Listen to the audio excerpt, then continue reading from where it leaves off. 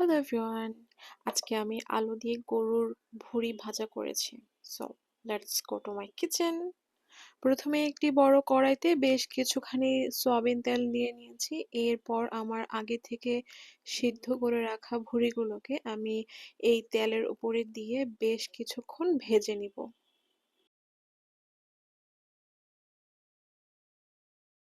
বেশ কিছুক্ষণ ভাজার পর কালারটা ঠিক এরকম চলে আসবে।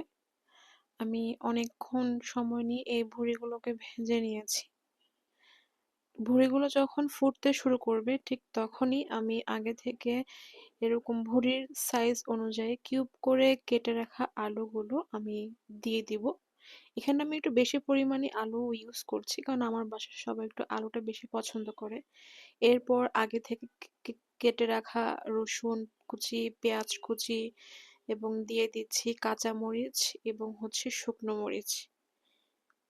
এরপর এই সবগুলোকে আমি খুব ভালোভাবে মিক্স করে নিব। এরপর পরিমাণ অনুযায়ী লবণ এবং হলুদ দিয়ে নিচ্ছি।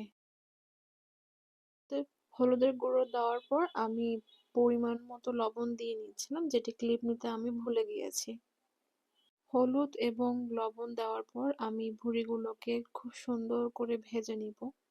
এখানে আমি কোনো ধরনের পানি ইউজ করছি না, এটা সম্পূর্ণ তেলের উপর ভাজা হবে। আমার আলু যখন মোটামুটি সিদ্ধ হয়ে যাবে ঠিক তখনই আমি এই ধরনের কিছু আস্ত গরম মশলা এবং আস্ত জিরা আমি দিয়ে দিব। মশলা এবং জিরাগুলোকে খুব ভালোভাবে মিক্স করে নিচ্ছি।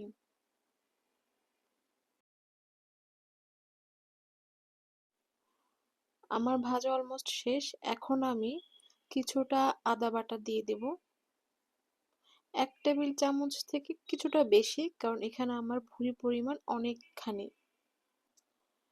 আদা বাটা দেওয়ার পর আমি আরো কিছুক্ষণ নেড়েচেড়ে তারপর আমি আমার ভুঁড়িটি উঠিয়ে ফেলবো। এই তো হয়ে গেল আমার ভুঁড়ি ভাজা। Thanks for watching.